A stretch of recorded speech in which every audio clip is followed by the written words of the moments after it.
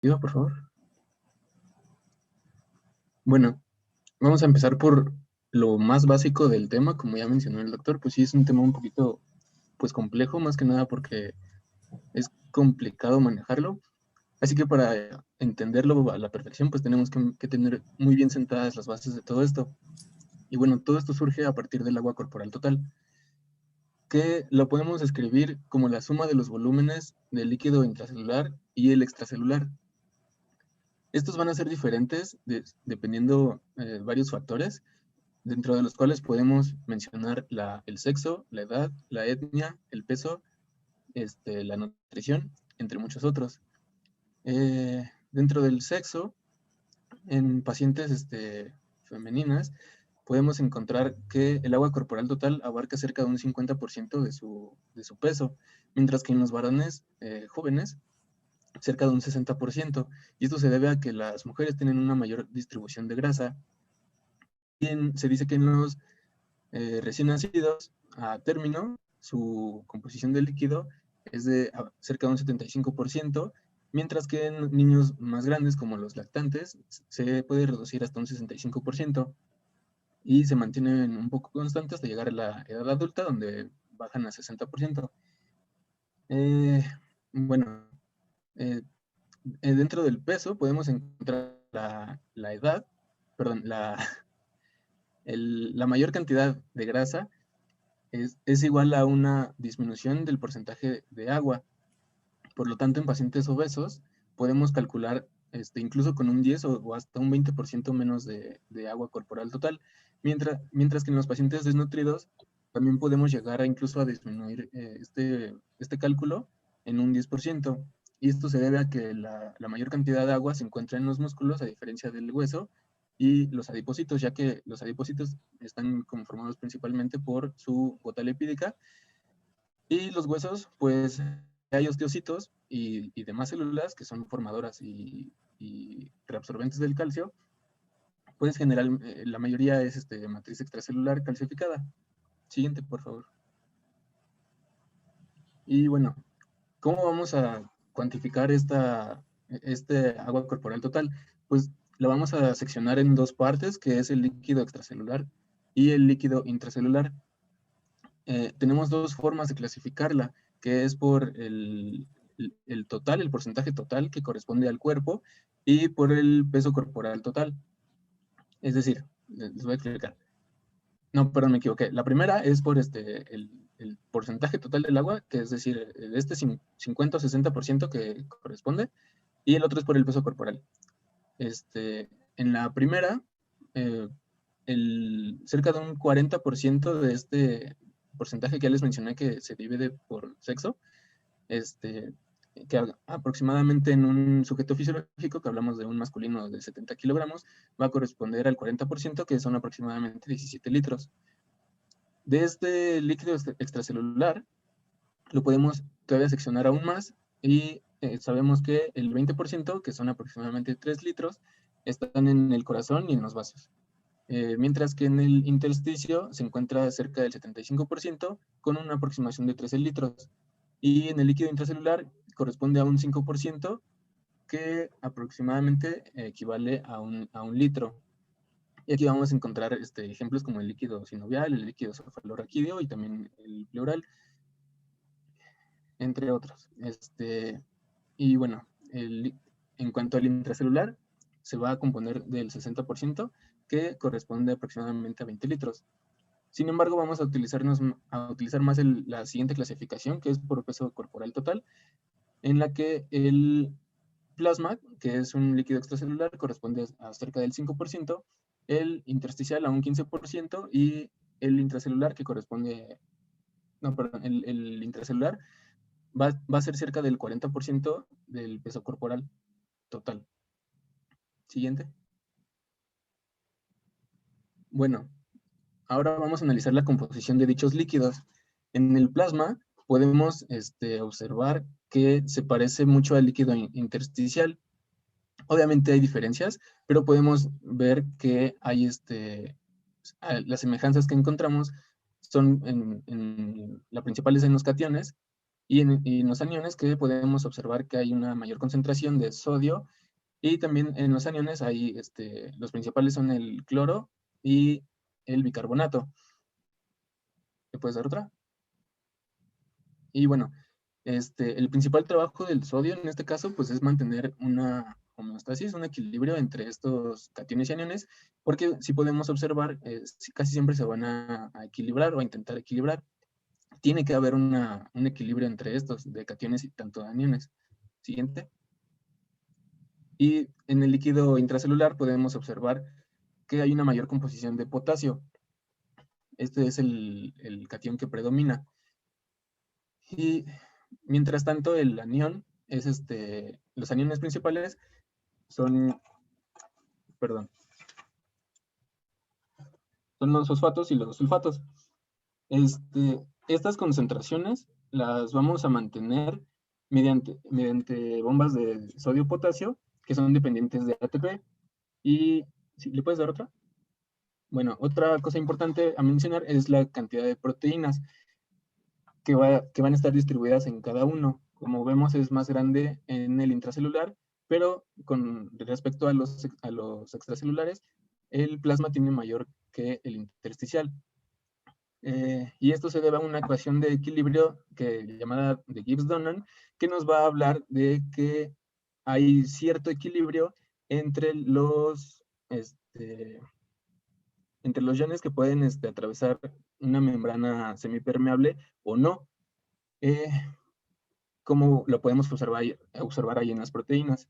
Y bueno, algo importante a destacar en cuanto a la composición del plasma y el líquido intersticial es que al ser el sodio su principal componente, este, va a estar confinado únicamente al espacio extracelular, bueno, en mayor medida, ¿no?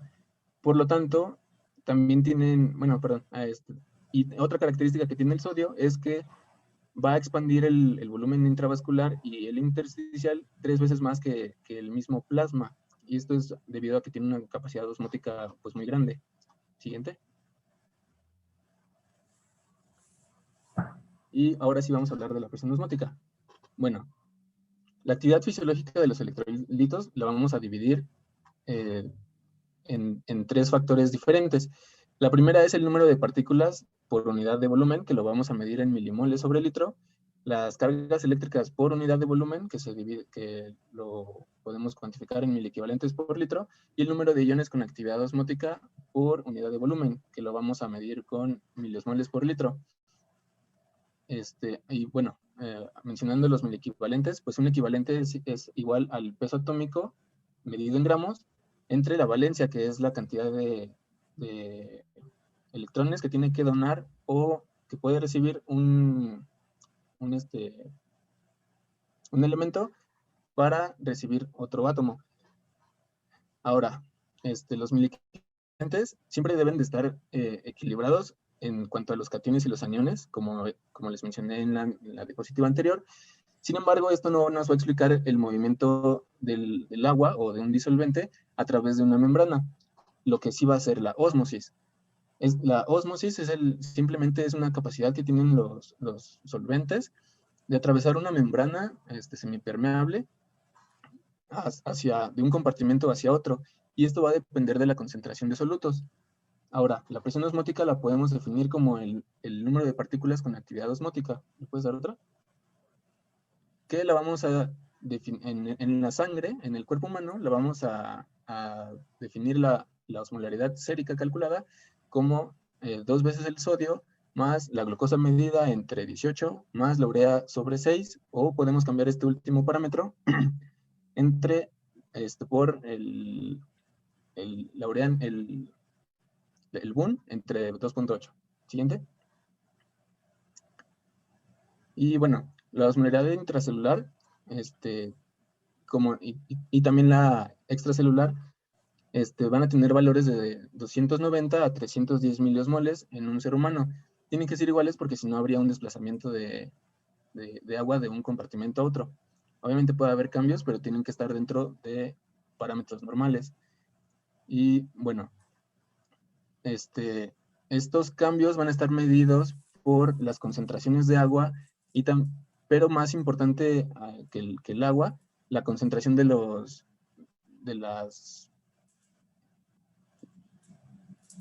elementos que tengan capacidad osmolar. Por ejemplo, si hay un aumento del sodio o de algún catión o anión que sea osmolarmente activo en el espacio extracelular, va a haber un desplazamiento del agua hacia del intersticial hacia el extracelular.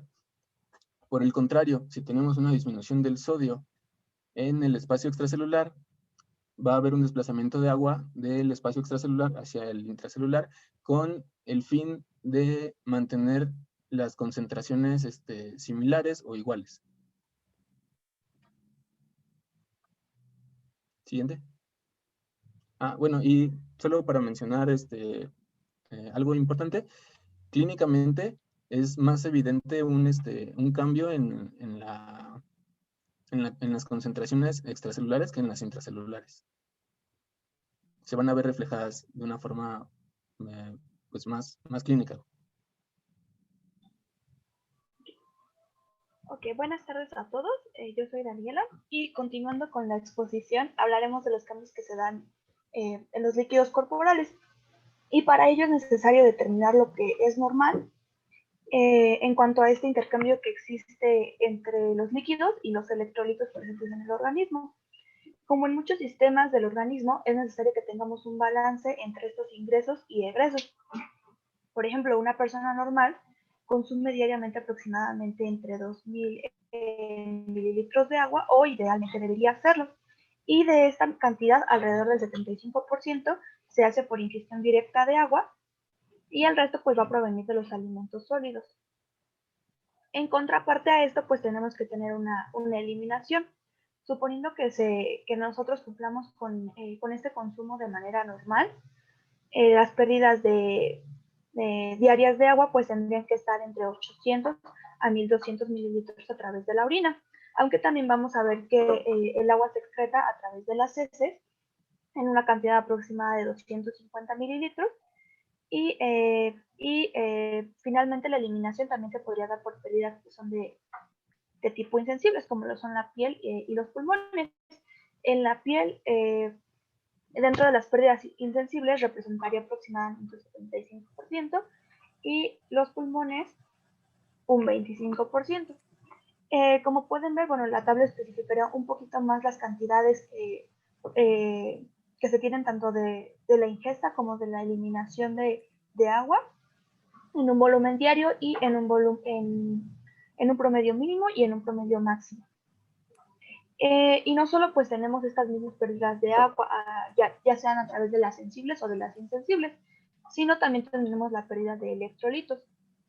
Por ejemplo, como es el caso del sodio, generalmente se consumen alrededor de 1 a 2 gramos al día, y la regulación que tiene el sodio sabemos que se da a nivel de los riñones. Vamos a ver que dependiendo del lugar por el que se esté eliminando, vamos a encontrar varias variaciones en esta misma eliminación.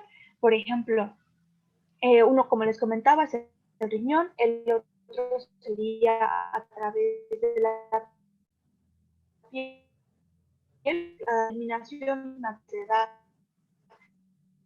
a través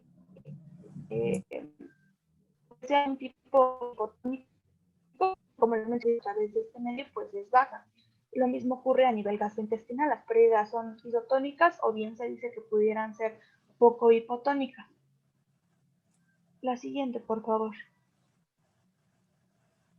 Ahora bien, si hablamos de las alteraciones del equilibrio de los líquidos, específicamente en los pacientes quirúrgicos, generalmente hablaríamos que existe un déficit de volumen extracelular. Este déficit lo podríamos clasificar en agudo o bien crónico, y vamos a ver que van a presentar variaciones en cuanto a lo que es su cuadro clínico. El déficit agudo generalmente se va a acompañar de signos que son cardiovasculares y del sistema nervioso central. Sin embargo, pues no excluye que se tengan otros de estos síntomas. Y en tanto, los que pertenecen a un déficit de tipo crónico generalmente son por una disminución, van a presentar disminución en la turgencia de la piel, también hundimiento de los ojos y además van a tener los mismos signos relacionados a los cardiovasculares y a los del sistema nervioso central. De manera general, estos pacientes cuando tienen un déficit van a presentar una pérdida de peso y al contrario, cuando tienen un exceso de volumen van a presentar un aumento de peso. También, como les mencionaba, tienen disminución de la turgencia en la piel cuando se trata de déficit y en el exceso un edema periférico. Además, cuando hablamos de exceso y de esto, olvidé mencionarles que el exceso de volumen en un paciente quirúrgico es raro, no es tan frecuente como el déficit. También estos pacientes con exceso tienen un incremento del gasto cardíaco, un aumento en la presión venosa central. Vamos a ver que presentan venas del cuello distendidas y pudieran presentarse algunos otros a la auscultación. Y a diferencia del déficit que normalmente a nivel gastrointestinal vamos a tener un hilio, estos van a presentar un edema intestinal y asimismo van a presentar un edema a nivel pulmonar. ¿Le puedes dar a la siguiente, por favor?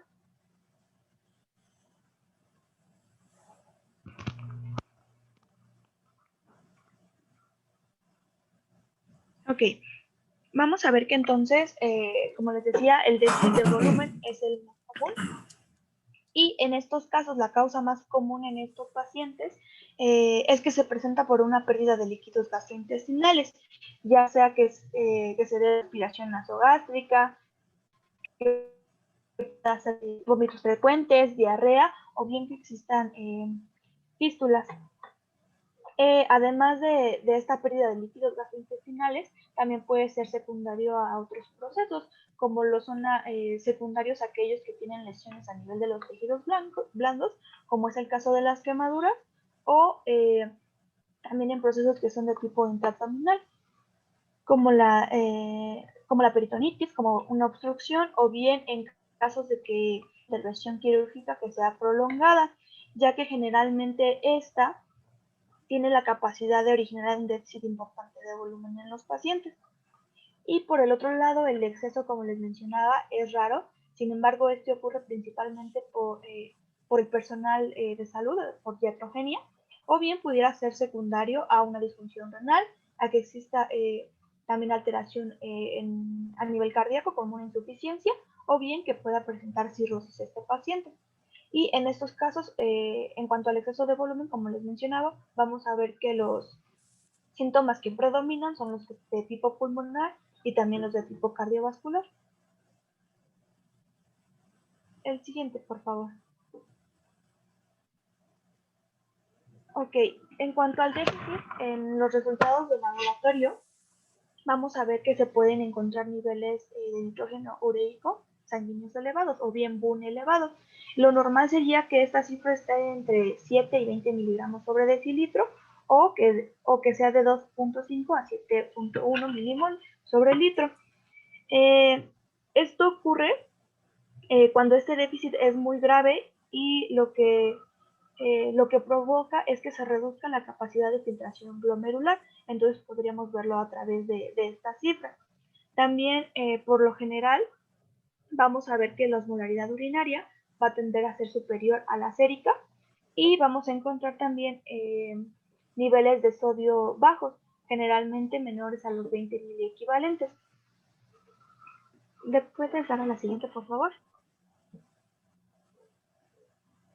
Ok, entonces vamos a ver que para que nosotros tengamos esta homeostasis de los líquidos del cuerpo, pues necesitamos sistemas que controlen el volumen dentro del cuerpo. Estos cambios de volumen generalmente van a ser advertidos por osmorreceptores y también por vasoreceptores. Principalmente vamos a tener dos mecanismos que nos van a ayudar al control de la osmolaridad. El primero de estos serían los osmorreceptores y pues estos son unos sensores los cuales están especializados para que puedan detectar variaciones pequeñas en la osmolaridad de los líquidos. Y una vez que se tengan estas detecciones, pues pueden causar cambios en la sed y también en la diuresis a través del control renal. Por ejemplo, cuando tenemos un aumento en la osmolaridad plasmática, esta va a activar un estímulo de sed en la persona y por lo tanto pues tiende a aumentar el consumo de agua. Además de esto, pues vamos a ver que tenemos otro mecanismo, que es el hipotálamo. En estos casos, el hipotálamo es estimulado para que se secrete vasopresina, la cual va a aumentar la reabsorción de agua por parte de los riñones. Y además de esto, pues tendríamos un tercer mecanismo que también influye para el control del volumen, el cual pues serían los vasoreceptores. Estos se encargan de modular también el volumen, pero a diferencia de los homoreceptores, estos lo van a hacer porque tienen, porque son sensores que responden a cambios de presión y del volumen circulante. Pues conocemos cuáles son estos, que son los sensores a nivel del callado aórtico y también los senos cariotidios. Y vamos a ver que estos vasoreceptores tienen dos respuestas diferentes. Una es a nivel neural y se da a través de ramas simpáticas y parasimpáticas, y la otra es la respuesta de tipo hormonal, y esto es a través del uso de los sistemas de renina, angiotensina, aldosterona, también a través del péptido auricular natriurético y y finalmente con las prostaglandinas renales. Vamos a ver que el resultado total de las alteraciones que tiene la excreción de sodio, como les comentaba, a nivel renal, y también la absorción también la absorción de agua que se encuentra libre en el organismo, nos van a ayudar a que se restablezca un volumen normal cuando hay una alteración del mismo. La siguiente, por favor.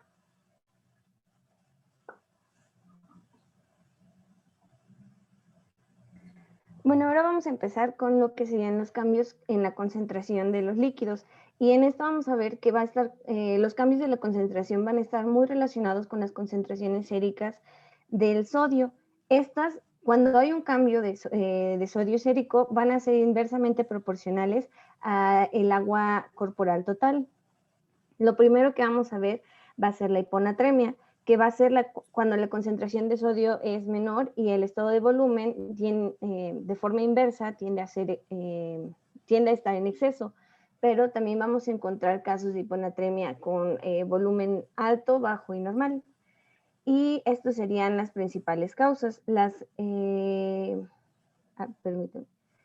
De acuerdo con la etiología, vamos a tener que las causas pueden ser una hiponatremia dilucional, por agotamiento o por un exceso de solutos. Entonces, por la dilucional la vamos a tener casi siempre relacionada con los excesos de agua extracelular, y en esto vamos a tener que están dadas por un exceso de consumo de agua, por el exceso de diatrógeno, por administración intravenosa de agua también.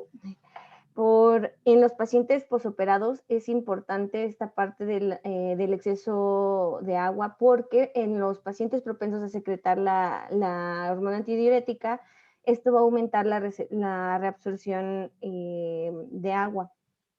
Y bueno, de forma normal, esta situación se debería de autolimitar, porque la hiponatremia, como la expansión del volumen, van a disminuir la secreción de la hormona.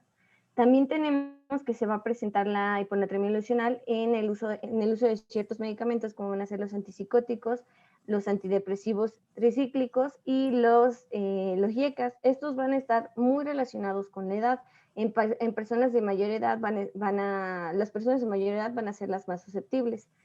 También tenemos aquí la parte de la osmolaridad, que voy a comentar ahorita en la siguiente diapositiva, y lo de la osmolaridad normal y las hipososmolares. Ahora, tenemos que también vamos a encontrar, o se pueden llegar a encontrar en los pacientes, hiponatremia por agotamiento, que esto va a ser un déficit del volumen extracelular.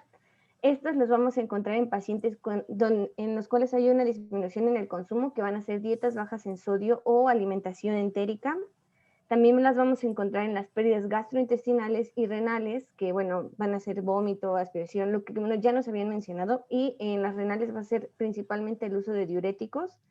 Y bueno, también lo que habíamos mencionado de las hiperosmolares va a ser cuando se encuentra un exceso de soluto, y en estas vamos a encontrarlos en estados, por ejemplo, en hipoglucemia sin tratamiento o al administrar manitol. En estos casos, la glucosa va a ejercer una fuerza osmótica en el espacio extracelular que va a llevar al desplazamiento del agua, del intracelular al extracelular.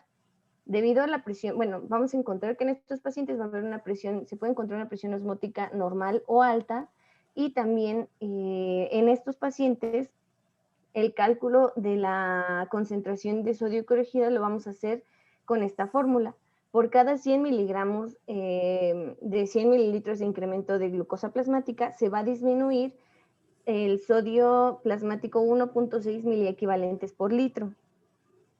Y también vamos a tener que cuando hay un aumento extremo en lípidos y proteínas en el plasma, nos va a llevar a un estado de pseudo hiponatremia.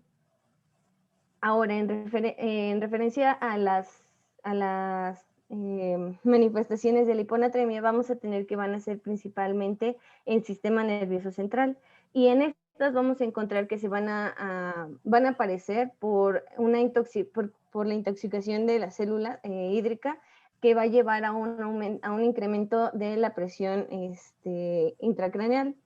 También vamos a tener que en los casos de hiponatremia grave se va a presentar como complicación temprana la insuficiencia renal oligúrica, y vamos a tener las causas hiperosmolares, que ya habíamos mencionado, que sería la hiperglucemia y el manitol, van a ser muy fáciles de descartar. Entonces, bueno, también vamos a encontrar concentraciones de altas de sodio urinario, que van a ser más de 20 miliequivalentes por litro, pero esta va a ser en pacientes con con insuficiencia renal. Ahora, vamos a tener que en la hiponatremia por dilución vamos a tener también una circulación hipervolémica, y en la hiponatremia con un volumen normal, esta se va a presentar principalmente con algo que es el síndrome de secreción inadecuada de la hormona antidiurética. Ahora, continuando con los cambios de concentración, tenemos la hipernatremia. En esta, pues va a ser resultado de una pérdida de agua o un aumento de sodio. En este caso también se pueden llegar a presentar estados de volumen que sean altos, normales o bajos. Y en el caso de una hipernatremia hipovolémica, vamos a tener que va a estar dado por una administración heterógena de soluciones que contienen mucho sodio. En este caso, el ejemplo es un bicarbonato de sodio, y también va a estar dada en el uso en exceso de los cuando hay un exceso de mineralocorticoides, que va a estar ejemplificado por el hiperaldosteronismo, por el síndrome de Cushing y por una hiperplasia suprarrenal congénita. En estos casos, lo que mencionaba el libro es que se encuentra un sodio en orina de más de 20 miliequivalentes y una osmolaridad urinaria de más de 300 miliosmol.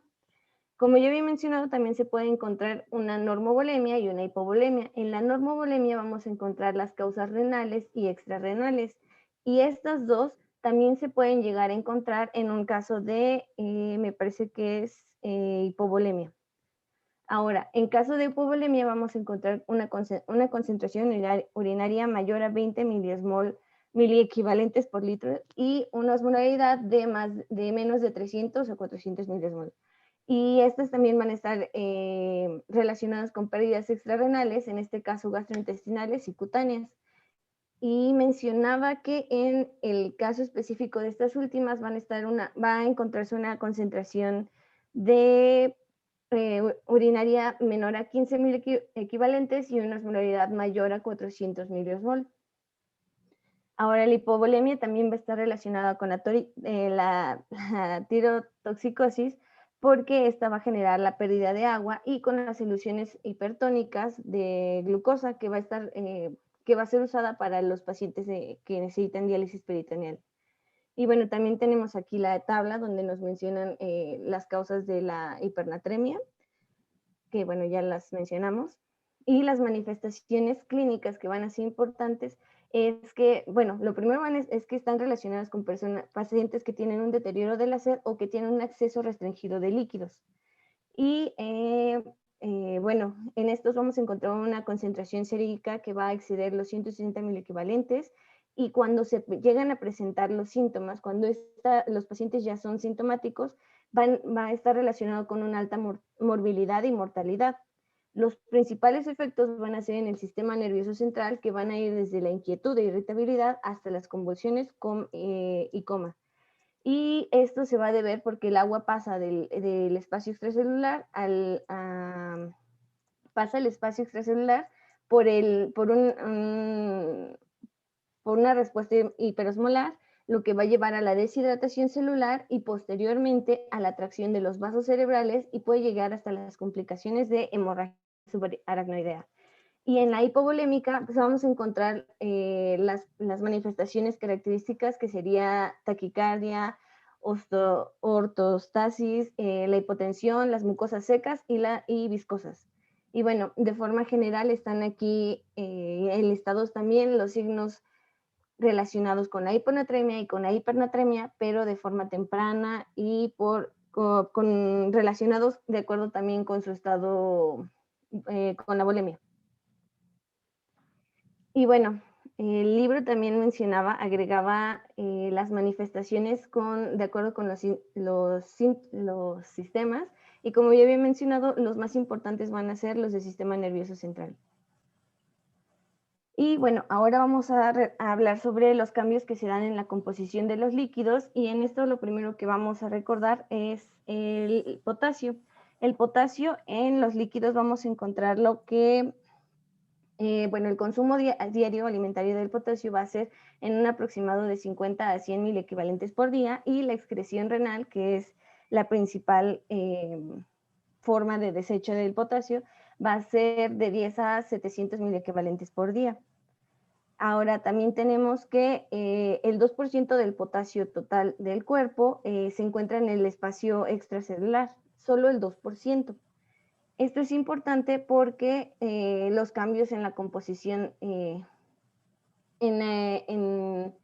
la composición intracelular van a llevar a diversos cambios, y esto vamos a verlo ahora con la hiperpotasemia, que lo primero es estudiar la etiología, que va a ser cuando hay una hiperpotasemia es cuando vamos a tener una concentración sérica mayor de 3.5 a 5 mil equivalentes por litro. Y esto está muy relacionado con el consumo, con el aumento de la liberación y con el deterioro de la excreción. Con el consumo, pues vamos a tener, el mayor ejemplo eran los complementos orales e intravenosos, y también mencionaban las transfusiones sanguíneas. En cuanto al aumento de la liberación, está relacionado con las lesiones, por ejemplo, por aplastamiento, por hemólisis o por rhabdólisis, que en estas van a ser pacientes que va a haber un cambio en la membrana celular que va a llevar a una mayor liberación, como, bueno, ya lo había mencionado. Y en cuanto al deterioro de la excreción, vamos a tener que estar relacionado con diversos medicamentos también. En el caso de la acidosis y de un incremento de la osmolaridad extracelular, también va a estar dada por hipoglucemia y por hiperglucemia y por la administración de manitol, como se mencionó también con el sodio. Y bueno, como estaba mencionando, en los casos de la excreción renal van a estar dados por los medicamentos, principalmente van a ser diuréticos, que van a ser ahorradores de potasio, los IECAS y por AINES. Y también mencionaba el libro la espironolactona y los IECAS, porque van a interfieren con la aldosterona y van a inhibir la excreción de sodio. Y bueno, también de forma importante, los pacientes con insuficiencia renal aguda y crónica. Y bueno, aquí está también enlistados los causas, también como lo había mencionado. Ahora, en manifestaciones clínicas tenemos que van a ir desde gastrointestinales, neuromusculares y cardiovasculares. En cuanto a las cardiovasculares, son las más importantes porque vamos a tener cambios en el electrocardiograma. Estas van a ser las ondas T picudas, la ampliación del complejo QRS, y también se puede llegar a presentar una onda P aplanada, el intervalo PR prolongado, que puede llegar hasta una complicación como sería el bloqueo de primer grado, y también la formación de ondas senoidales y fibrilación ventricular, como lo estamos viendo aquí. Las ondas T picudas y la pérdida de la onda P y el QRS alargado. Ahora, bueno, esto también olvidé mencionarlo, disculpen, que está relacionado con la concentración sérica. Entonces, Bueno, aquí están los ejemplos de en qué momento se van a presentar cada uno de los cambios en el electrocardiograma. Y ahora vamos a tener la hipopotasemia. En esta también la etiología va a ser por un consumo inadecuado, por la excreción renal excesiva y por las pérdidas del tubo digestivo, que en estas sí van a ser principalmente también vómito y diarrea. Y vamos a tener también los desplazamientos intracelulares, que estos van a estar dados. Ahora va a ser principalmente por la alcalosis metabólica y en este caso por el tratamiento con insulina. Cuando se llega a presentar un cambio por alcalosis, vamos a usar la siguiente fórmula, que sería una disminución de potasio de 0.3 miliequivalentes por litro por cada 0.1 incremento de pH. Y también está muy relacionado con estos medicamentos porque van a reducir el magnesio. En caso de que se presente esta situación, es importante la restitución de magnesio para poder mejorar o intervenir con el potasio. Y también tenemos las causas y mecanismos, como ya había mencionado anteriormente. Ahora, las manifestaciones clínicas vamos a tener desde también gastrointestinales, neuromusculares y cardíacas, pero las importantes también en este caso van a ser las alteraciones del electrocardiograma, que en este caso va a ser la presencia de onda U, el aplanamiento de la onda T y los cambios en el segmento ST. Y bueno, en las arritmias se va a presentar principalmente por el uso de digitálicos, que como ahorita estamos viendo, aquí se encuentra la onda U. Y también aquí menciona de forma general las causas de anomalías en potasio, bueno, de forma general las causas de hiperpotasemia y hipopotasemia. Y, disculpen, y ahora vamos a pasar con el calcio. Bueno, en el calcio lo que tenemos que recordar es que principalmente, la mayor parte se encuentra en la matriz ósea y menos del 1% se encuentra en el líquido extracelular. De forma sérica lo vamos a encontrar de tres formas, que va a ser el 40% unido a proteínas, unido a fosfatos y a otros iones en el 10%, y el ionizado, que va a ser el principal, va a ser el 50%. Ahora, para medir la concentración sérica tenemos que tener en cuenta la concentración de albúmina, y esto lo vamos a hacer con la fórmula que se va a ajustar reduciendo, la concentración total de calcio se va a ajustar reduciendo el 0.8 miligramos por 100 mililitros por cada 1 miligramo de 100 mililitros de disminución de albúmina. Y también es importante mencionar que en caso de modificaciones de pH, la concentración de calcio ionizado se va a modificar. En este caso vamos a tener que, es un ejemplo, si se llega a presentar una acidosis, esto va a disminuir la unión a proteínas, lo que va a incrementar la fracción ionizada del calcio. Y bueno, de forma para recordar que el consumo diario es de 1 a 13 gramos por día y que la excreción va a ser principalmente intestinal. La urinaria se considera baja. Y bueno, aquí tenemos de forma general cómo interviene en el riñón, en el intestino y en el hueso, en donde ya dijimos que se encuentra la mayor parte y que su excreción va a ser mínima baja de forma urinaria. Ahora, en la hipercalcemia tenemos que va a ser un valor mayor, valor de calcio sérico mayor a 8.5 o de 8.5 a 10 miliequivalentes por litro, o un calcio ionizado arriba de 4.2 y 4.8 sobre 100 mililitros. Y esta va a ser principalmente relacionada en los pacientes ambulatorios con un hiperparatiroidismo primario, y en los pacientes hospitalizados va a ser con afecciones malignas, que en este caso serían las metástasis óseas o la secreción de proteína en relación con la hormona paratiroidea. Y las manifestaciones clínicas varían mucho de acuerdo con la gravedad de la hipercalcemia. En este caso mencionan las alteraciones neurológicas que se llega a presentar también debilidad y dolor musculoesquelético, y la disfunción renal y los síntomas gastrointestinales. Y los cardíacos son los importantes, que serían la hipertensión, arritmias cardíacas y el empeoramiento en caso de intoxicación por digitálicos. Ahora, también vamos a encontrar alteraciones en el electrocardiograma, que va a ser el acortamiento del intervalo QT. Los intervalos PR y los QRS van a estar prolongados y va a haber un aumento en el voltaje de QRS. vamos a encontrar un aplanamiento y ensanchamiento de la onda T, y se puede llegar a encontrar un bloqueo auriculoventricular que puede llegar a complicarse hasta llegar a ser completo y llevar al paciente a un paro cardíaco. Y bueno, también de forma general están la etiología se puede llegar a dividir por mediadas por la hormona paratiroidea o no mediadas por la hormona paratiroidea. Y bueno, de forma también general vamos a hablar de la hipocalcemia para no tardarnos mucho. En la hipocalcemia la vamos a encontrar como una concentración sérica menor a 8.5 miliequivalentes por litro y un calcio ionizado menor a 4.2 por 100 mililitros.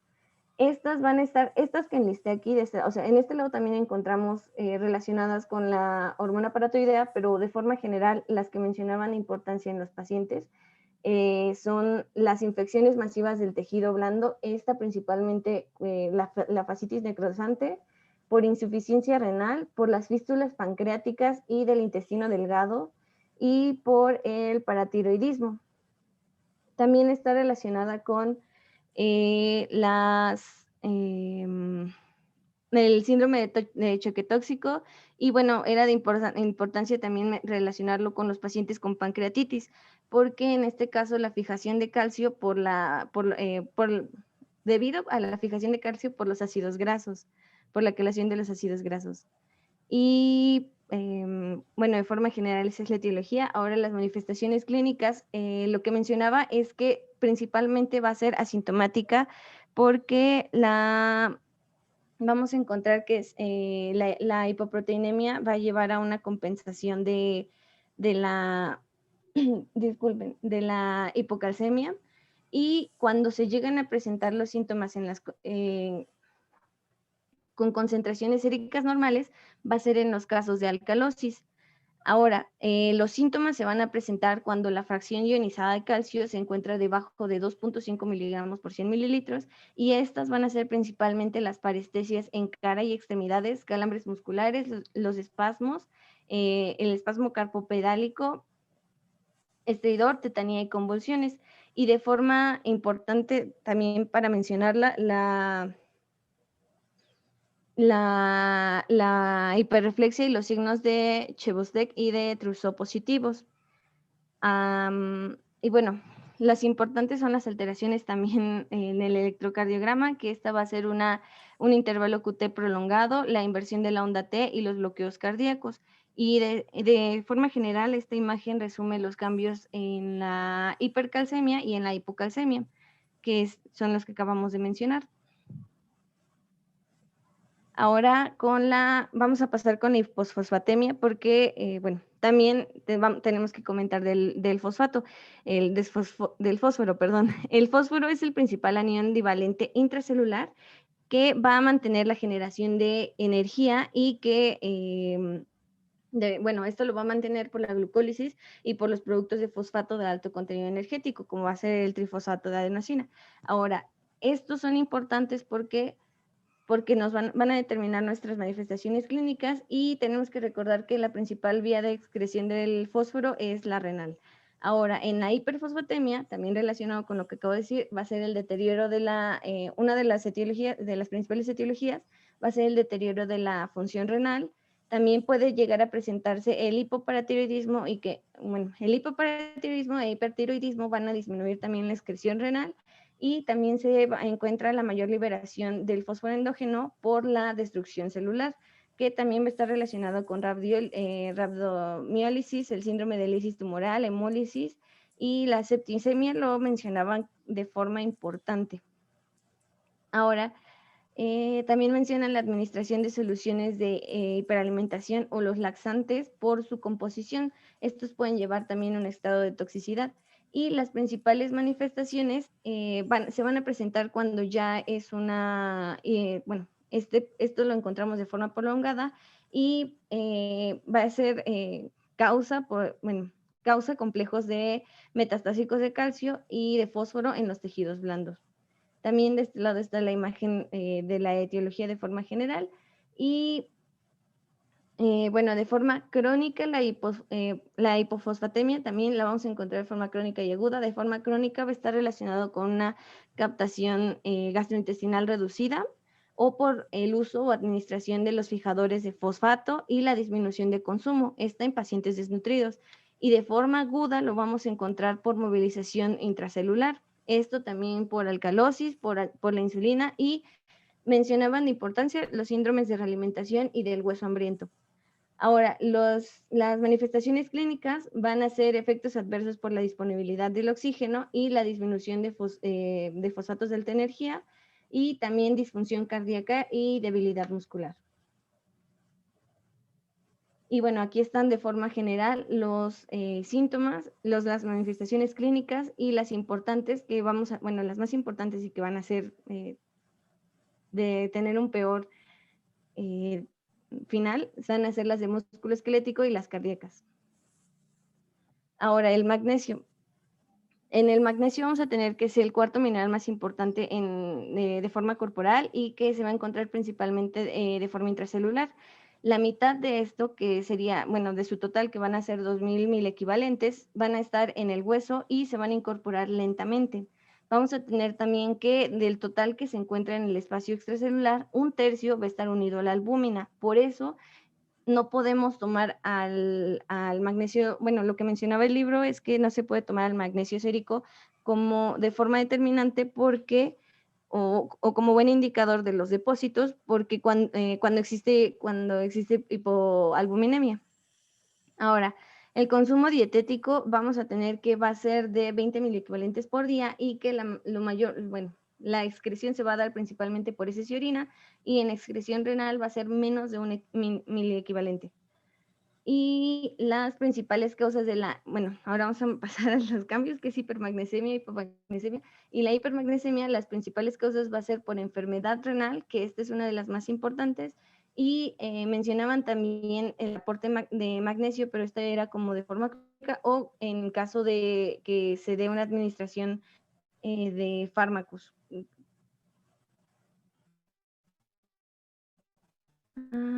Y bueno, aquí está. Los principales que pueden llevar a un aumento serían los antiácidos y los laxantes, pero esto va a ser principalmente en pacientes con insuficiencia renal. Y bueno, lo que ya había mencionado, la más importante es la insuficiencia renal.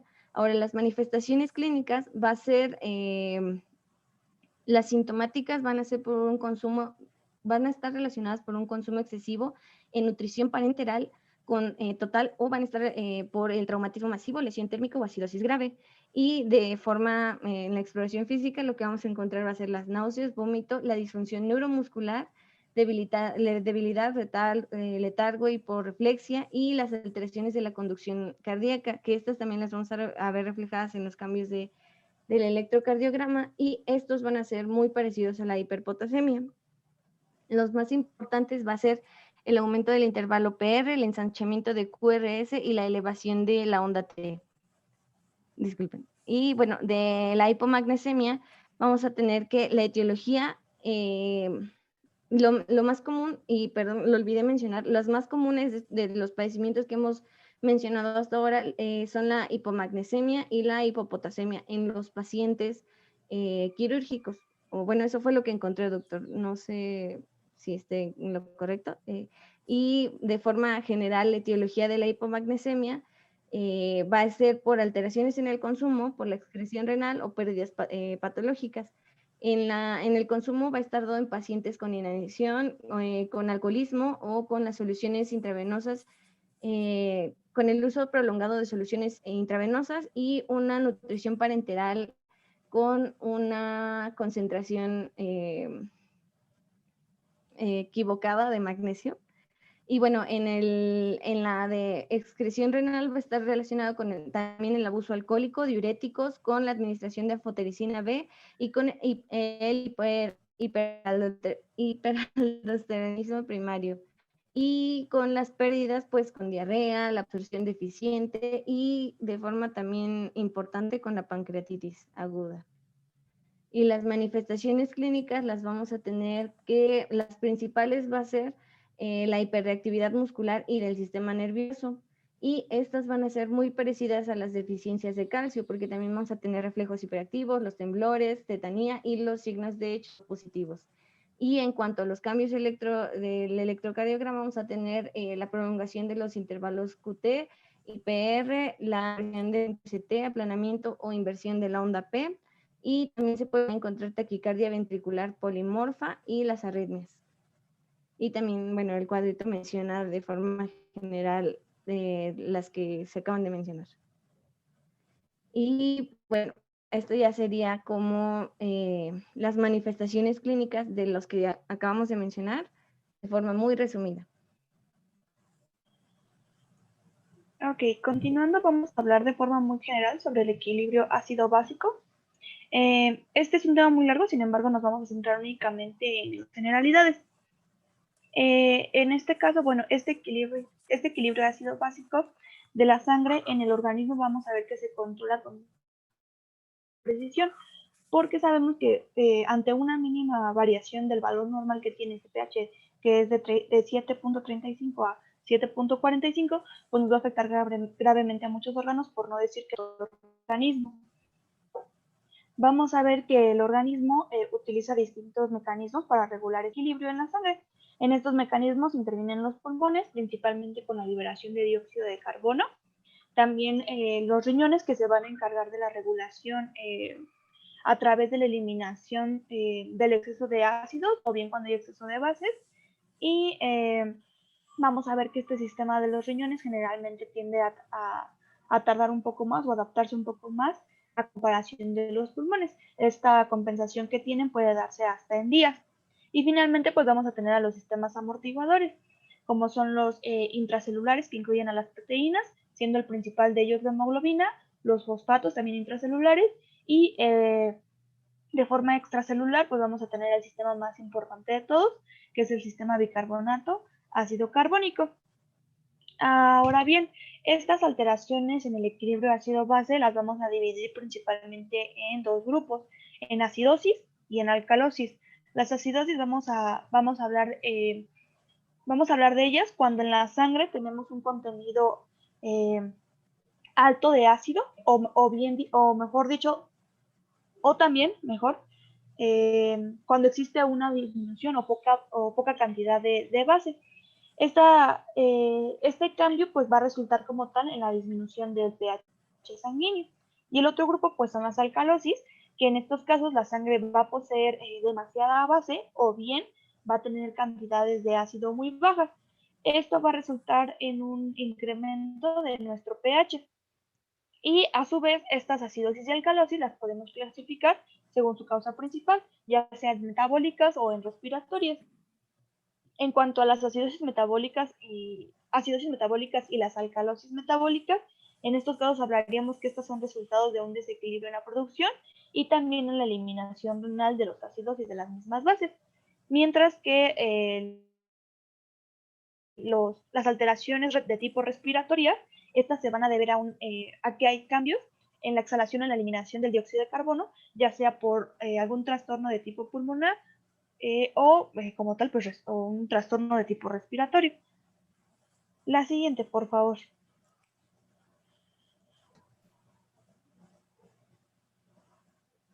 Ok, vamos a comenzar entonces con la acidosis metabólica. En estos casos, bueno, hablaríamos que esta pues es el resultado de incrementar el consumo de ácidos. También puede ser por una mayor producción de estos mismos ácidos o bien porque existe una pérdida importante del bicarbonato.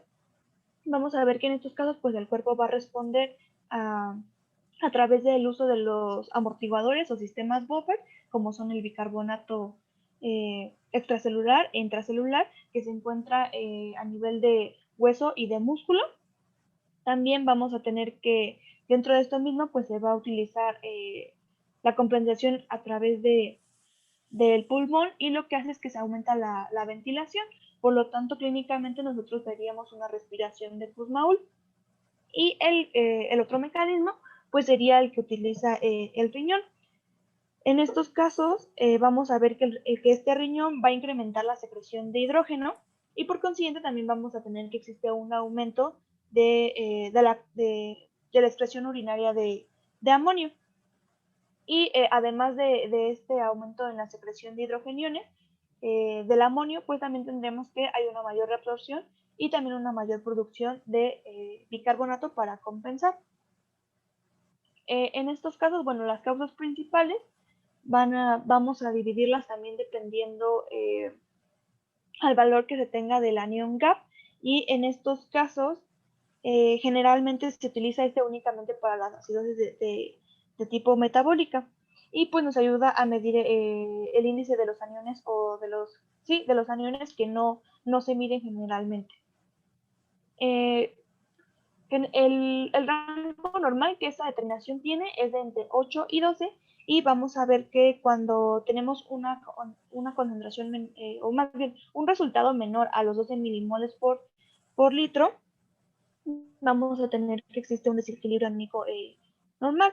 Y en estos casos principalmente se debe a la albúmina, por lo tanto también tendríamos que hacer la corrección con respecto a este parámetro, que podríamos utilizar la fórmula del anión GAP corregido, que sería igual al anión GAP real, y vamos a restarle 2.5 por 4.5 menos la cantidad que nosotros tengamos de albúmina. Asimismo, como les decía, esta clasificación de la acidosis, dependiendo de si encontramos un desequilibrio aniónico o una brecha aniónica de tipo normal, vamos a tener diferentes causas. Por ejemplo, si hablamos de una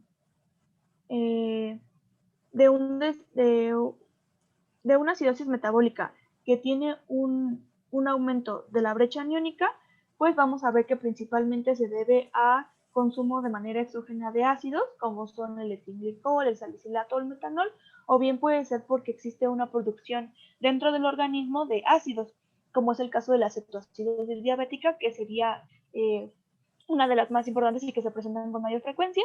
También la acidosis láctica, esta puede ser suele presentarse en pacientes quirúrgicos también. Y bueno, vamos a ver que el lactato que se produce aquí se va a producir como un producto porque hay un riego inadecuado de los mismos tejidos, ¿no? Y bueno, en cuanto a un desequilibrio aniónico de tipo normal, a estas también las vamos a conocer como acidosis metabólica de tipo hiperclorémica. Generalmente estas van a resultar de la administración de ácido, o también puede ser por una pérdida de bicarbonato. Se pueden dar a través de las pérdidas gastrointestinales, como son la diarrea, las fístulas. También se puede dar a través de la eliminación renal. Y bueno, lo que se me faltó de comentarles es que cuando tenemos un aumento de la brecha aniónica, también se les puede llamar como clorémica. La siguiente, por favor. Ok, bueno, como les mencionaba, en estos casos, bueno, también se hace la diferencia, como ya les mencioné con la diapositiva pasada. ¿Le puedes dar a la siguiente, por favor?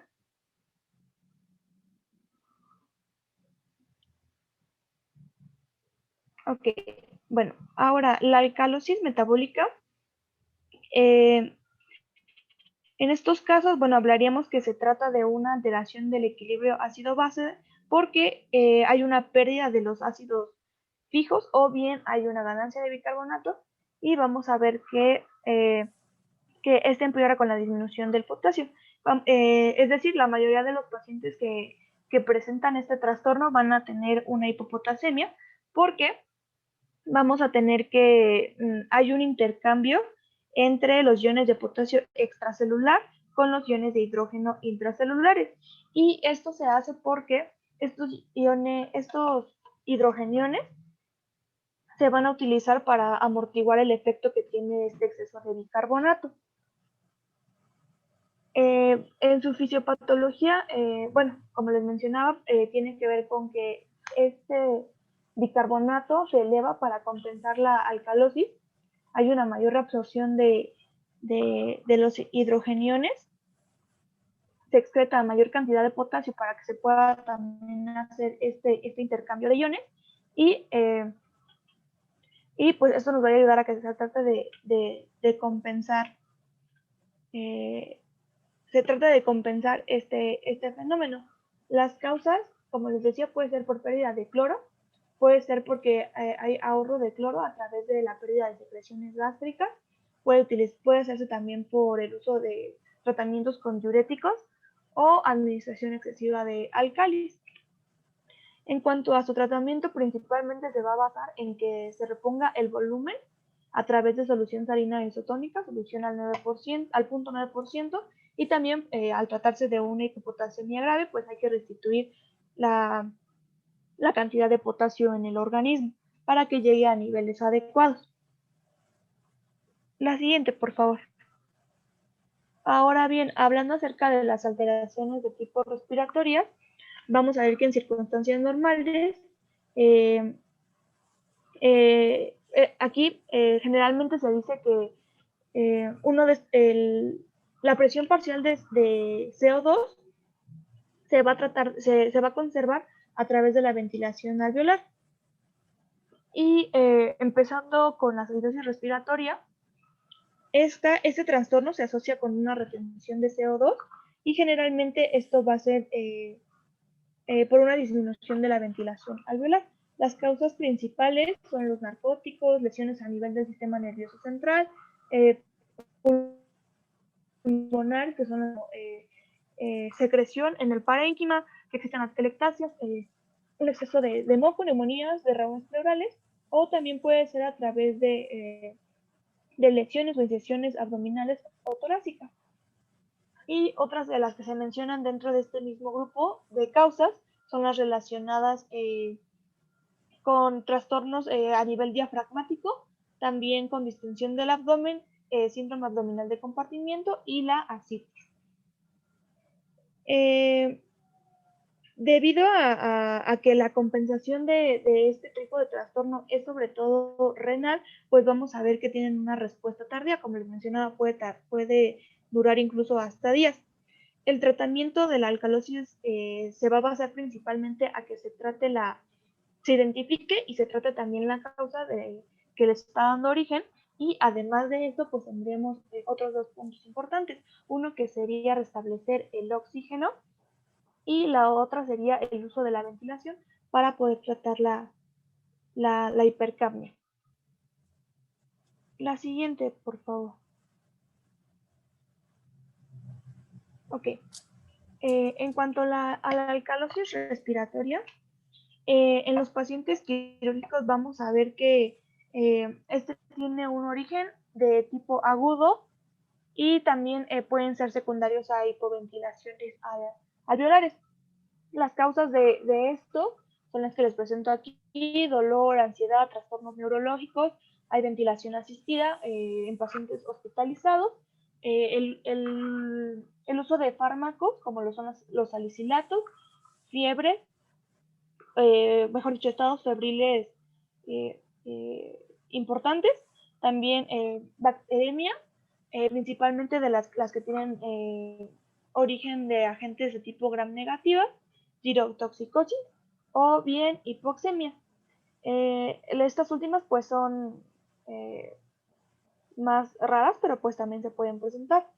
La hipocapnia aguda generalmente va a incrementar la captación de calcio y de fosfato a nivel celular. Esto va a producir un aumento. Perdón. Vamos a tener dos mecanismos. El primero es la captación de potasio y de fosfato a nivel renal, y el segundo de ellos es que también se va a aumentar la unión del calcio con la albúmina. En estos casos, esto nos va a llevar a manifestaciones clínicas y también manifestaciones que vamos a poder determinar a través de laboratorio, como lo son la hipopotasemia, la hipofosfatemia o bien hipocalcemia.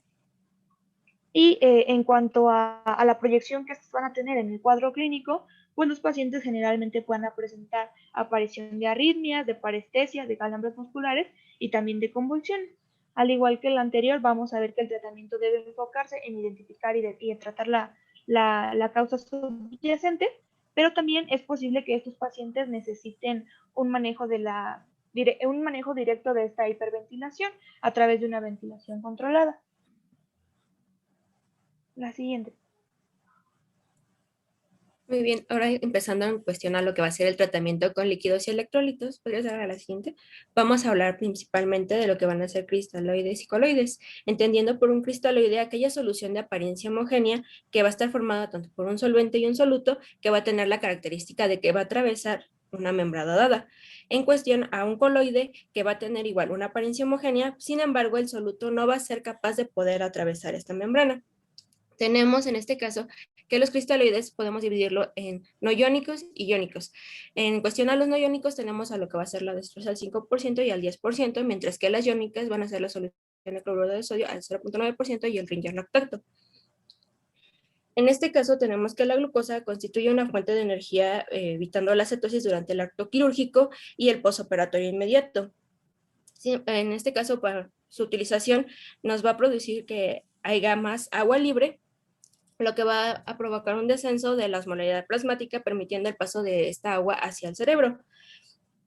La glucosa al 5%, solución también considerada como isotónica, con el plasma, donde 100 mililitros aproximadamente aportan 20 calorías. Esta va a generar un desplazamiento de agua desde el líquido intracelular al líquido extracelular, disminuyendo la osmolaridad de este último. La expansión de los compartimentos va a generar así la disminución de la osmolaridad. Estos son dos fuertes factores que van a inhibir la liberación de ADH, favoreciendo de esta forma la diuresis. Del total perfundido de la solución destrozada del 5%, solo una doceava parte va a permanecer dentro del compartimento vascular. Por lo regular, esta solución se añade a otras soluciones como lo que es la solución de cloruro de sodio a menores al 0.45% a fin de conservar la osmolaridad.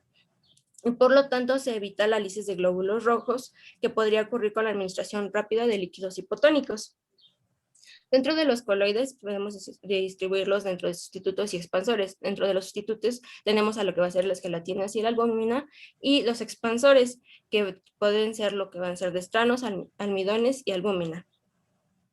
En cuanto a los sustitutos, pues estos van a ser sustancias que van a sustituir el volumen plasmático con el mismo volumen administrado, pero estos no van a extraer líquido del intersticio. Y los expansores van a ser sustancias osmóticamente activas que van a tener la propiedad de expandir el volumen plasmático más allá del volumen administrado. En esta tablita podemos observar la cantidad de cada uno de los iones que contiene cada una de las soluciones y así como su respectiva osmolaridad. La siguiente, por favor. En cuanto a los líquidos opcionales para reanimación, tenemos la solución salina hipertónica, la albúmina al 5% y al 25%, los dextranos y las gelatinas. En este caso, el dextran, va a ser un polisacárido de más de 200,000 unidades de glucosa elaborado por el crecimiento de bacterias en medio sacarosa. En este caso, la cantidad de agua arrastrada va a ser aproximadamente de entre 20 y 25 mililitros por gramo de dextran, lo que va a favorecer de esta forma la movilización de líquidos que van desde el intersticio hacia el torrente vascular. ¿Cuándo debe de usarse y cuándo no? En este caso, su uso está indicado en reanimación traumática quirúrgica o no, en hemodilución hipervolémica, en profilaxis postoperatorio de trombosis venosas o en hemodilución normovolémica. Y no se debe de usar en pacientes que padezcan insuficiencia renal, trombocitopenia, edema pulmonar o bien una insuficiencia cardíaca. En cuanto a la albúmina, esta va a arrastrar líquido hacia el espacio vascular y solo se debe administrar cuando hay suficientes cristaloides para poder contrarrestar este efecto. Y entre sus reacciones adversas puede tener alguna reacción alérgica al provenir de la sangre. La siguiente, por favor. En cuanto a la corrección de anomalías electrolíticas que ponen en peligro la vida, primero se hace una corrección de lo que va a ser el volumen. Esto va a ser a través del cálculo del déficit de agua, donde tenemos que va a ser la fórmula a través del sodio medido menos el sodio normal por el peso total corporal, o el agua corporal total, mejor dicho.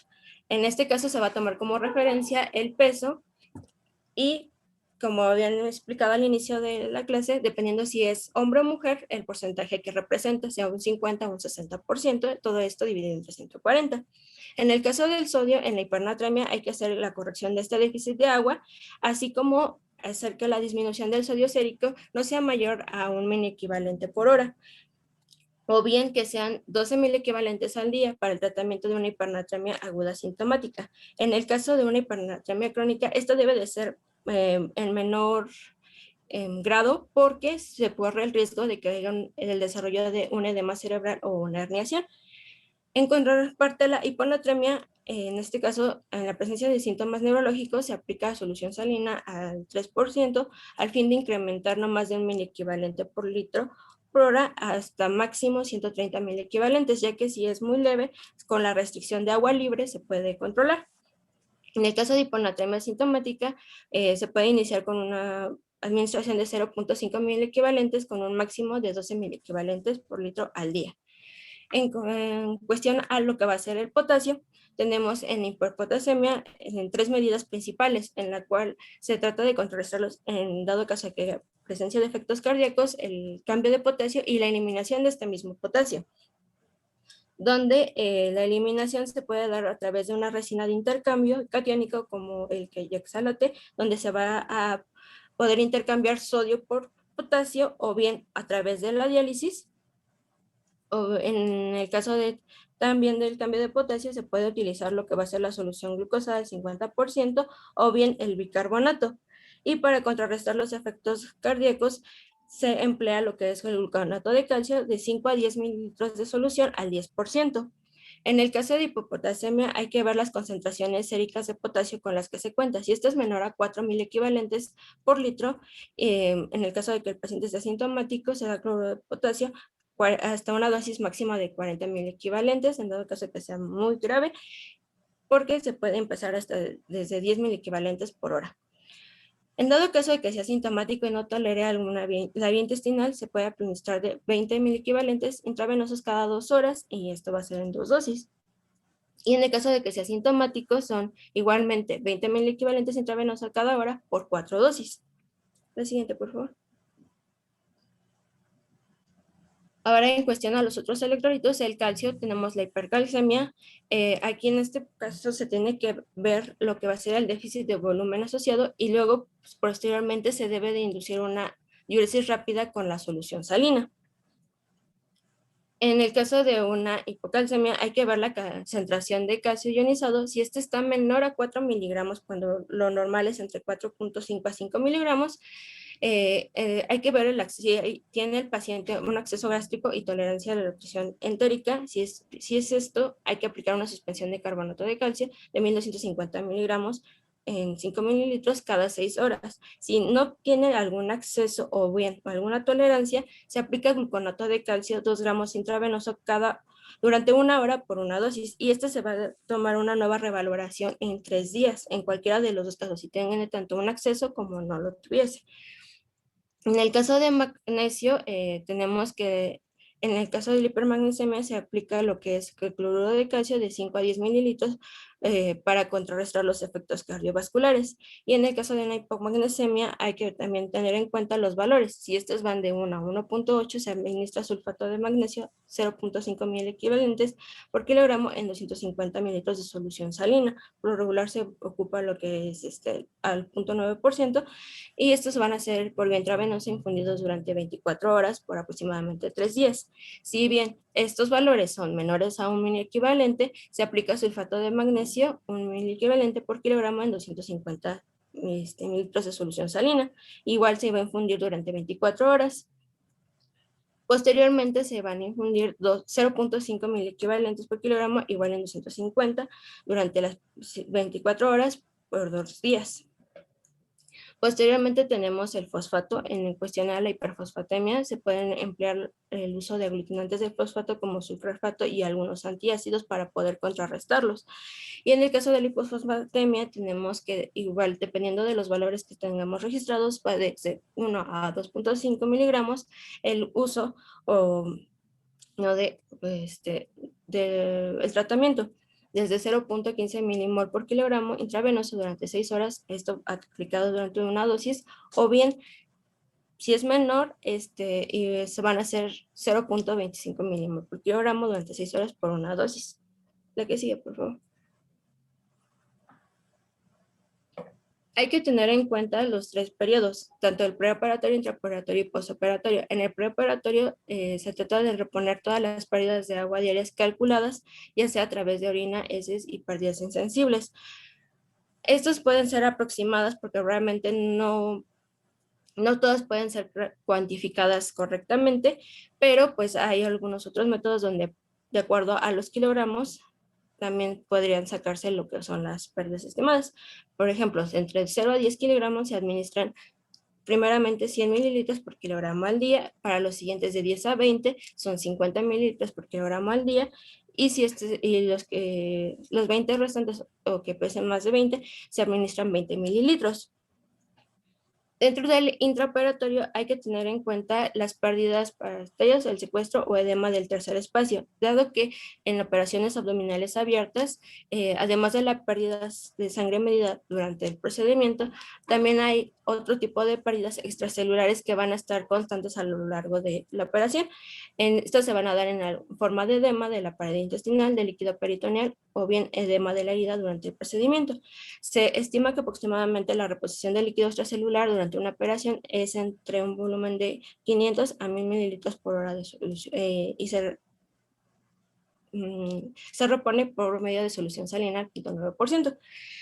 En cuestión al postoperatorio, este se va a basar en el estado del volumen calculado del paciente en el momento y las pérdidas constantes que tuvo tanto en el intraoperatorio como previo a ello los valores que tenía normalmente. Por lo regular siempre se maneja con lo que es, o se continúa el manejo con solución isotónica.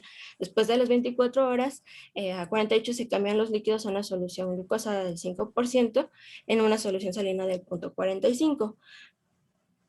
Esto en pacientes que no toleran la nutrición entérica, que no pueden aportar o tener los nutrientes de manera por vía oral. La que sigue, por favor.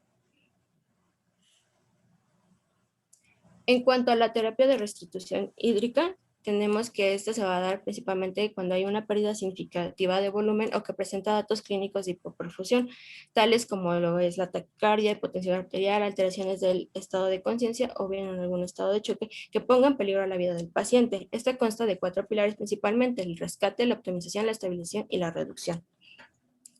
En este caso, la terapia hídrica intravenosa tiene tanto dos, la terapia de mantenimiento y la de reemplazo. La terapia de mantenimiento vamos a tener que va a ser cuando se tengan que mantener las necesidades básicas, y la meta va a ser mantener este balance hidroelectrolítico y nutricional adecuado. Y la de reemplazo cuando tenemos alguna deficiencia y se va a través de ella restablecer este equilibrio hidroelectrolítico.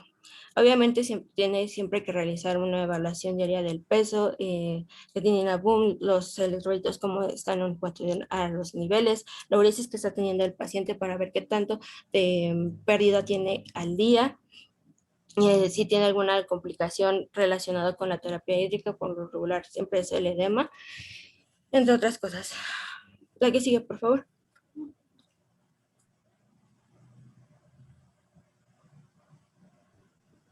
Bueno, yo les voy a exponer las anomalías de los electrolitos en pacientes quirúrgicos específicos.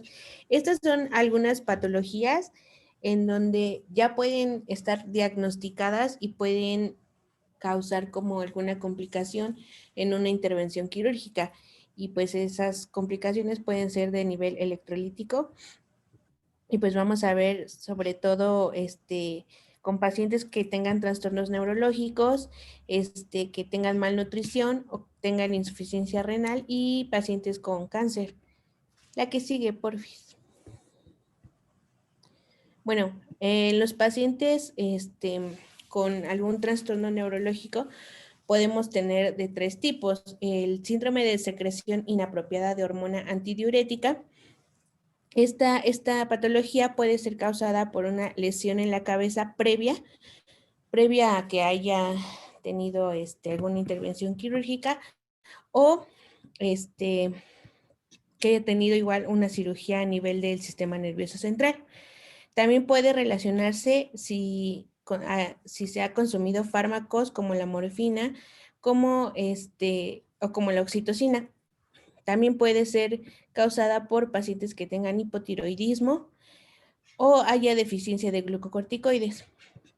También puede ser este síndrome causado por algún tipo de neoplasia, como cáncer pulmonar microcítico, carcinoma pancreático, timomas o enfermedad de Hodgkin. En esta patología debemos considerar bueno, más bien que si encontramos algún paciente que no está diagnosticado con esta patología, pero tenemos que está hiponatrémico y está eubolémico y tiene elevaciones de concentración de sodio en orina y de la osmolaridad urinaria, debemos considerar que tiene este síndrome. Hay que tener en cuenta que este tipo de pacientes puede ayudar a tenerlo con restricción de agua libre, entonces no puede haber como mucha complicación. El objetivo con estos pacientes debe ser que tengamos que lograr un equilibrio hídrico neto, pero debemos evitar el agotamiento de volumen que altere la función renal. También podemos utilizar furosemide para inducir la pérdida de agua libre.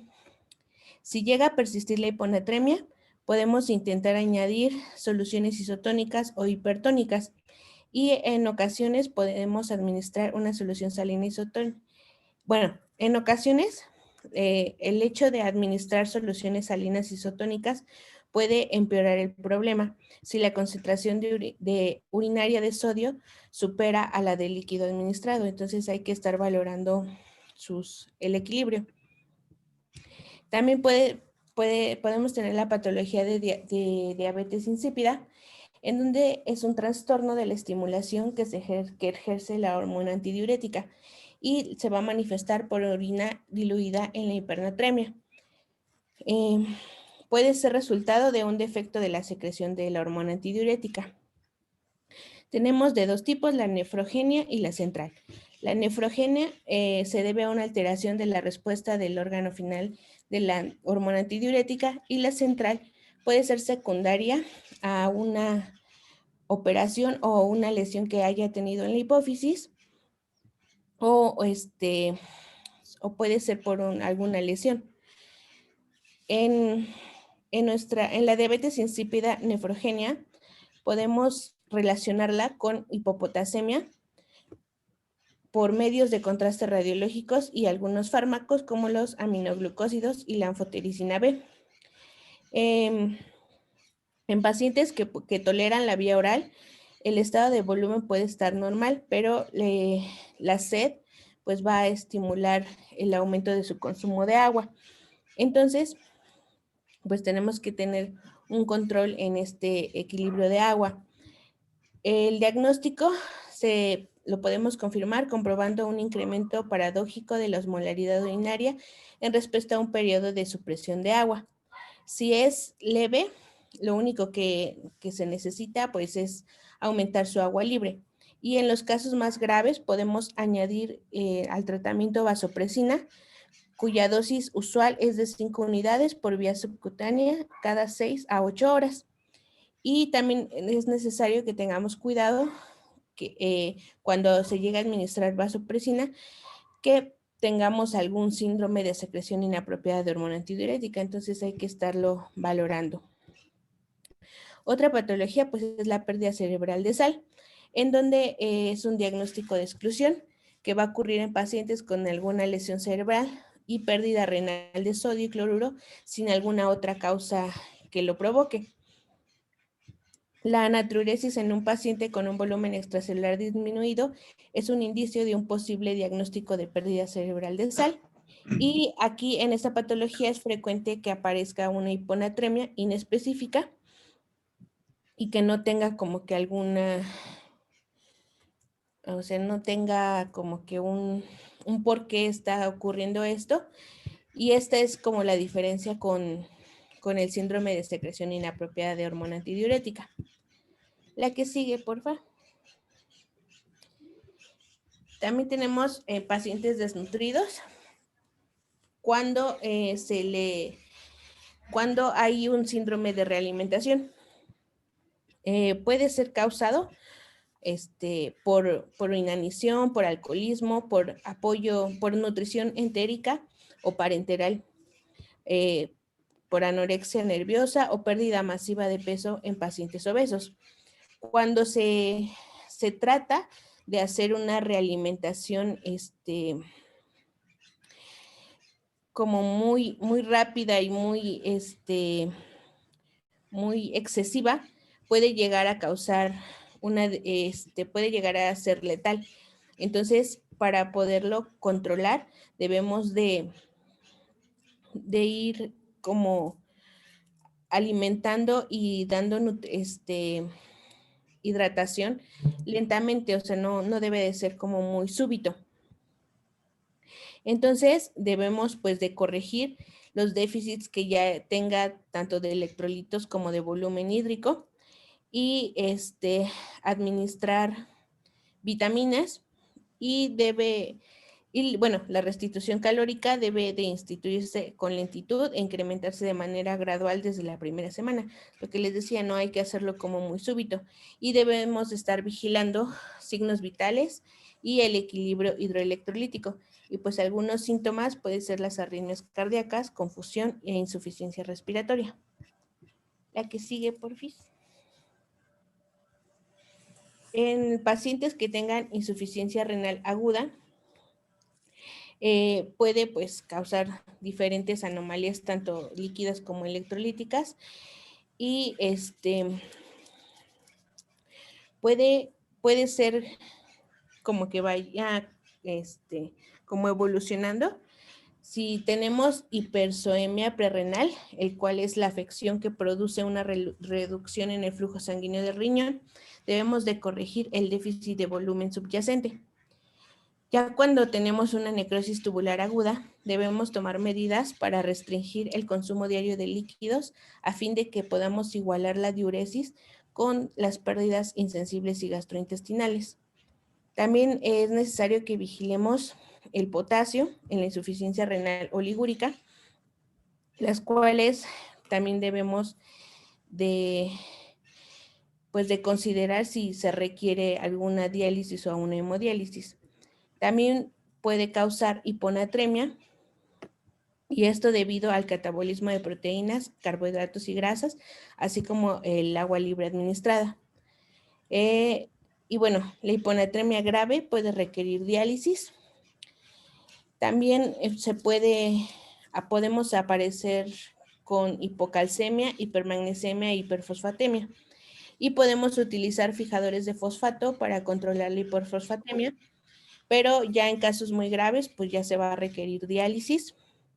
También es común observar acidosis metabólica, ya que los riñones van a perder su capacidad para eliminar subproductos ácidos, y podemos usar bicarbonato, pero sobre todo, pues es como más factible que se utilice la diálisis, ya sea intermitente o continua. La que sigue, por fin. En los pacientes con cáncer es muy común que tengamos alteraciones hidroelectrolíticas y sobre todo y la hiponatremia de tipo hipovolémica, ya sea causado por la pérdida renal de sodio, y esto puede ser causado por fármacos quimioterapéuticos como el cisplatino. También podemos tener hiponatremia normovolémica, que puede estar asociado al síndrome de secreción inapropiada de hormona antidiurética en el cáncer cervical, en los linfomas, en la leucemia, o igual por algunos fármacos quimioterapéuticos. También las causas más frecuentes de hipernatremia puede ser por el consumo deficiente o pérdida gastrointestinal de volumen, y puede ser también por efectos secundarios a esos fármacos. También podemos encontrar hipopotasemia por las pérdidas gastrointestinales, ya sea relacionado por diarrea que es ocasionada por una enteritis, por radiación o quimioterapia, o directamente por algún tumor como los adenomas vellosos de colon.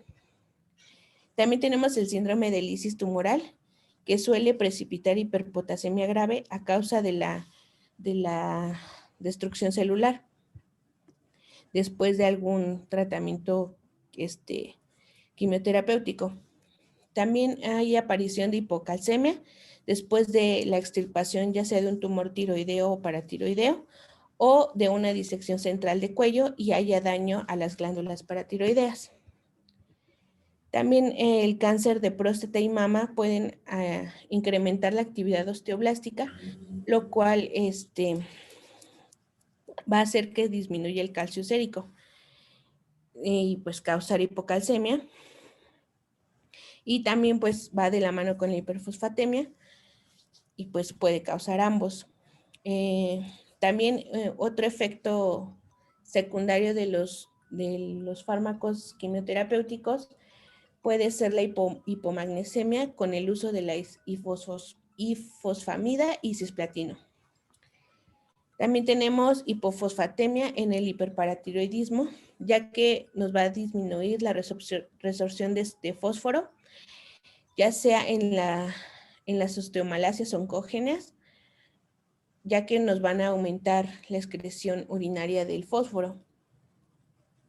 También otra causa de esta puede ser en pacientes con cáncer, con disfunción tubular renal, ya sea por un mieloma múltiple. La que sigue, por favor. Bueno, esa es la que ya les dije. La que sigue, por fin. También tenemos, bueno, como ya les había comentado, en los pacientes con cáncer pueden sufrir del síndrome de lisis tumoral causado por la liberación de metabolitos intracelulares y es mayor a la capacidad excretora de los riñones. Esto es cuando hay una destrucción masiva de células y por lo tanto va a liberar rápidamente ácido úrico, potasio y fósforo. Entonces, pues va a provocar que tengamos hiperuricemia, hiperpotasemia, hiperfosfatemia e hipocalcemia. Y pues causando también una insuficiencia renal aguda. Se va a observar casi siempre en pacientes con linfoma o leucemias mal diferenciados, pero también puede encontrarse en tumores sólidos.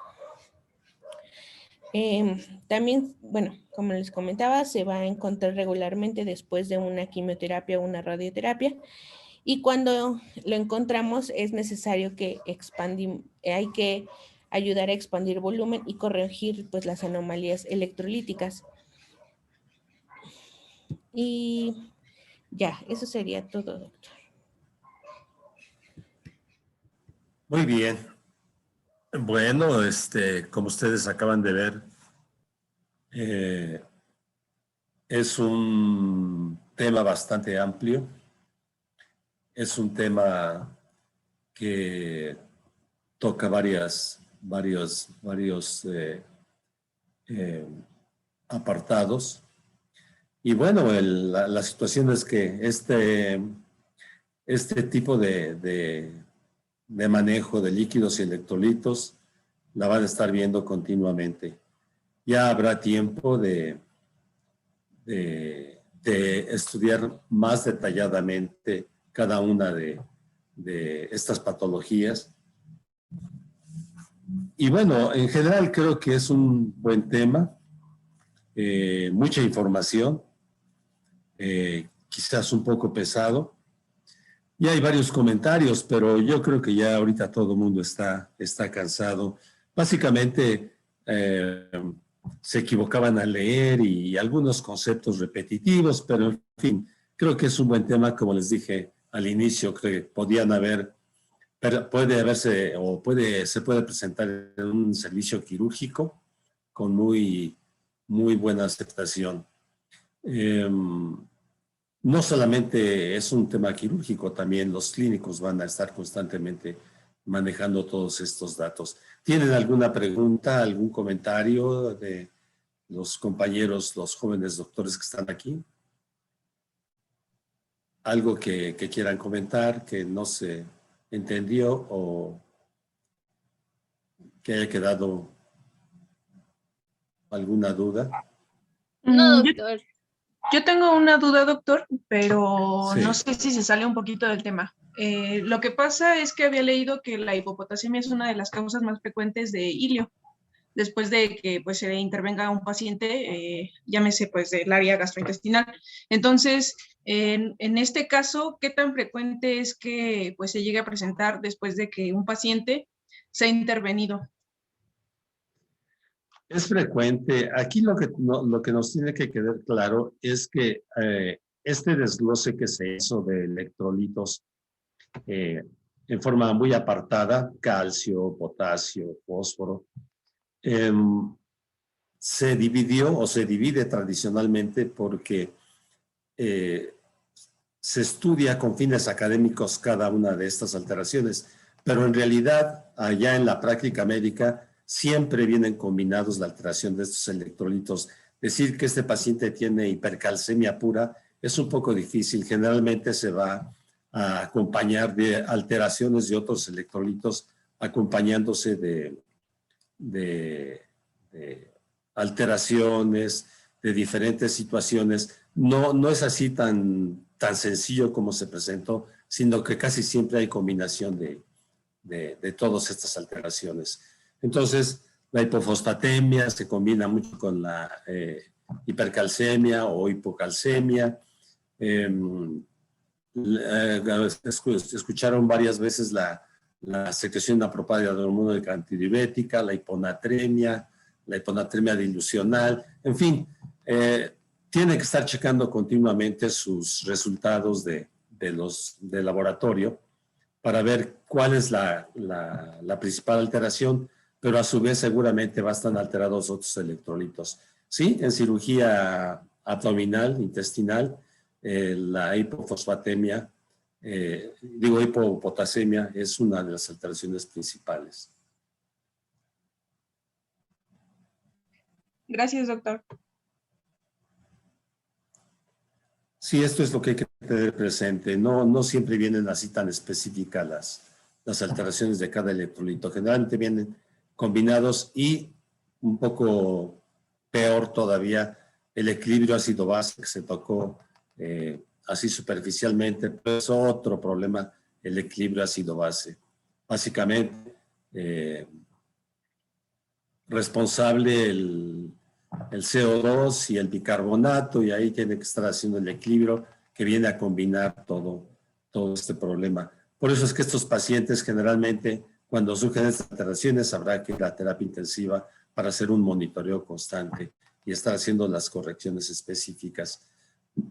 También, volviendo a la hiponatremia, fue muy acertado el comentario de su compañera de que no se debe de restituir a corto plazo la hiponatremia en 24 horas, porque vamos a producir algo que se llama neurolisis pontina o una neurolisis generalizada del tallo cerebral, en donde el paciente, por restitución pronta del sodio, vamos a dejarlo en coma permanente y potencialmente la muerte. Entonces, la restitución del sodio tiene que ser paulatina. Ahí mencionó 15 miliequivalentes cada 24 horas. Hay otros que son más cautos y dicen, no, pues no debe ser más de 7 miliequivalentes. Y la restitución se hace en 3, 4 o 5 días del sodio específicamente. Hay que tener mucho cuidado con el manejo de los electrolitos. Como les digo, ya más adelante en su carrera van a ver ya específicamente el manejo de cada uno de estos electrolitos. ¿Qué más? Bueno, pues realmente es un tema muy amplio. Fue muy ambicioso, es demasiada información, pero creo que fue un buen repaso de cuál es el manejo de los... A mí me hubiera gustado un poquito más dirigido hacia, por ejemplo, sencillamente al ayuno, ¿no? Todo procedimiento quirúrgico empieza con ayuno. Dependiendo, como una de sus compañeras lo mencionó, la situación se complica si es adulto o si es niño. Y entonces los requerimientos son diferentes. El ayuno es importante, es tenemos que ser muy cuidadosos la aportación de calorías, la aportación de líquidos. Casi siempre antes de un procedimiento quirúrgico, el ayuno vamos a empezar por eso. Y después lo que se mencionó, las pérdidas durante la cirugía, el sangrado, el edema, las pérdidas insensibles. No es lo mismo abrir la cavidad abdominal que la cavidad torácica o hacer una cirugía menor. Eso también diferencia las pérdidas insensibles, el sangrado, en fin, y todo eso lo tiene que también monitorear el anestesiólogo durante el acto quirúrgico. Bien, pues es un tema muy amplio. Podríamos pasarnos aquí horas y horas, pero bien se podría dividir este tema en varias partes. Pero bueno, creo que se tocaron los puntos principales de este tema. Bueno, pues si no hay más preguntas, que pasen una bonita tarde y bueno, pues estamos pendientes. Por ahí tienen mi correo, si surgiera alguna duda, algún comentario, con todo gusto lo podemos